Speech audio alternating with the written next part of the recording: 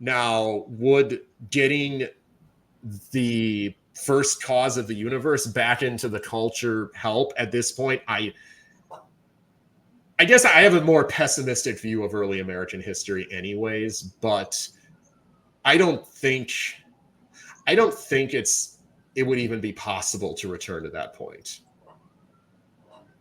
What do you think? Like, are we at a place now where even if we viewed it as a positive good, which I don't, or at best a mixed blessing, but even if we did, could you just reintroduce a Christian worldview into broader American culture and hope that the hyper tribalization of politics and all the other symptoms we're talking about would just like go away? No, but I think we would have a more functional civil life. I think our civil discourse is so fragmented that back in the day, it wasn't atheists and Christians or functional atheists and Christians. It was like Protestants and Catholics, which is far less a divide than atheists and Christians generally now. And I'm looping people in who I would say are secular, who even if they claim to be religious, they're functionally secular, meaning they are mainly concerned with the operations of this world. I would say that when we had a country where more people at least paid deference to the idea of God, our civil life functioned more smoothly because we had kind of a common worldview. I think it was John Adams who said, this Constitution was written for a moral and religious people and none other. And I think when you take away any semblance of religion, it ceases to function as it was meant to. Let me, as Matt Fradd would say on Pints with Aquinas, not trying to plug all these Catholic programs here, but like let me push back on that and say that I agree that the civil discourse might return, but I would also say that in 1960, that Catholic Protestant divide could get really nasty. And I mean, to the point that in 1960, people thought John Kennedy was going to be a stooge of the Pope. That's a real thing, that Americans were thinking about a Catholic candidate in the lifespan of my parents, or inside the lifetime of my parents. Yeah.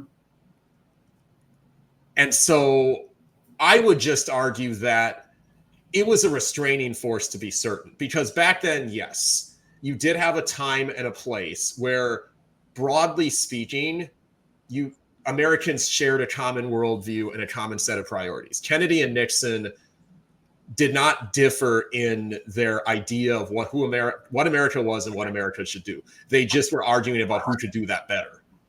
Sure. And they had contrasting tones, perhaps. Nixon was dark, Kennedy was bright. But that was there. But I would still say that was nothing more than a restraining influence. And you go back into the history, and it was not pretty. No. Was it better or worse than today? My general perspective as a person who's kind of into history as something more than a hobby, but something less than a profession, is it kind of balanced out to about even. I have conflicting thoughts on this because, as Eric knows, I am a uber monarchist, and I am a fan of church-state unions. I think it's great. I think what England has on paper is my ideal. As far as if I could implement a social order today, and FYI, I would not vote myself to be king. Just putting it out there. I know that's the first question when I say I'm a monarchist, but beyond that, I think that the conflicting factor is I think Christianity usually does poorly when it's mainstream. I know those two things conflict drastically, and I haven't had a way to synthesize them, but I do not like domesticated Christianity. And I think that's bad when the church starts playing it safe. I think it's bad. I think people should be intimidated by whatever Christian contingent is there, because Christianity is typically countercultural. It always moves in a way that's kind of opposite of the whims of the church, or in the whims of the state or the secular order, right? So I think that where authentic Christianity is found, it's wild. It should be like a wildfire. It's always kind of moving. It's percolating. It's offending. It's moving against, because that is the nature of Christ. He was always a sign of contradiction. And when people thought they were comfortable with him, he kind of zigged their zag. They were like, "Wait, what did you just do?" So the only person that we should really be pledging allegiance to is Christ, and he is the true banner that we could follow under any circumstance. And so that is always going to make Christians controversial and different and frightening. And wherever Christianity gets domesticated and frail and sort of, you're all right and I'm all right, everything's okay, that's where the gospel really goes to die, like a dying cat under the stairs or something. It's like, no, this is not what we should be. So I do have, before directly responding to that, I do have, in your own words, a way of phrasing this point about how corrupt the past also was. That you've told me you would not have been popular in the past in America. Yes. Well, that's because you guys were in charge. See, the Protestantism. No, actually, you go back not that much farther, and to be clear, if anyone's unfamiliar enough with American history, Black plus Catholic plus one other thing we won't necessarily detail here would have made Alex very unpopular in America from about 1619 until 1964. And even after that, it takes a while to work itself out. Yeah. But around the same time period, I'm German and Irish. Neither one of my ancestral groups were very popular in America either. It was at the point in the Founders' Day, if you weren't white, by which we mean Anglo-Saxon, wealthy and educated, then you're not part of our democratic experiment. You're just kind of the mob of degenerates that is going to bring the republic down. Yes. So the idea of America, I think, is a noble and basically Christian-derived one. The practice of America has been far less than perfect. Maybe that's the old school liberal speaking in me, but I think we can loop this back to the question of lukewarm Christianity again, in a very complicated way, because I think we would both agree, obviously, that say abolitionism was it was the best of times and the worst of times for the American church.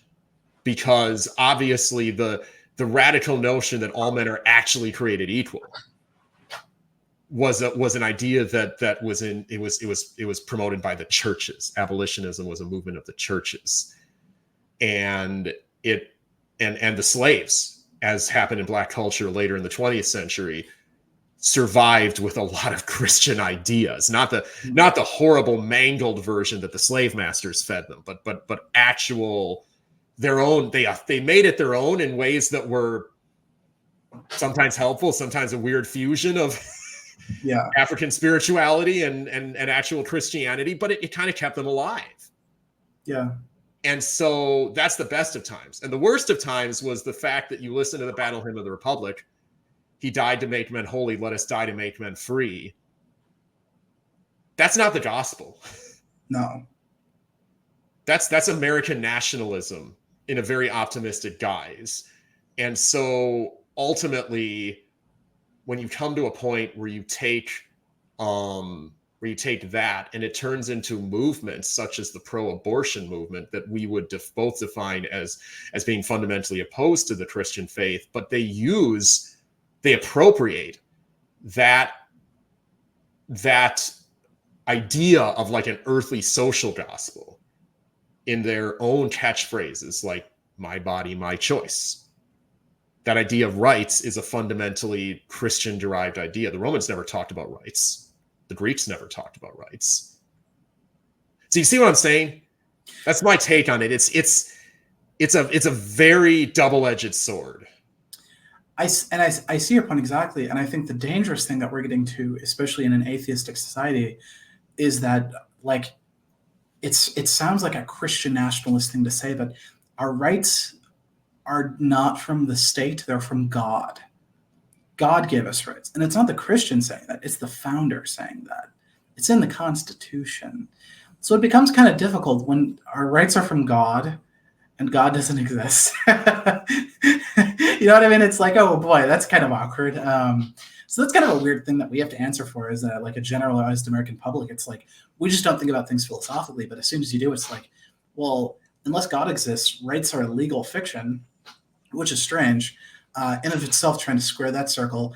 But the other thing that I would say is the fact that the Christian conception of life and reality is, like I was saying, countercultural, but it is the basis of the Western ethos, the Western civilization.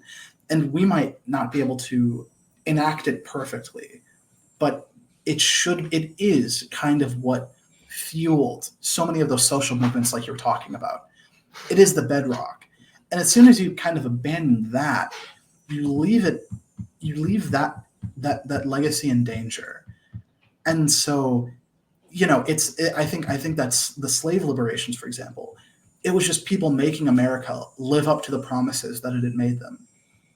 Greece didn't make those promises. England didn't necessarily make those promises, but America made those promises. And as much as we would have issues with that, and as much as I was saying, it is kind of difficult to be an authentic Christian in a society with so much moral failing and debauchery. At the end of the day, we're not getting murdered, for our faith. Like, people have been murdered in the last, year, month, 6 minutes for their faith in places like Africa.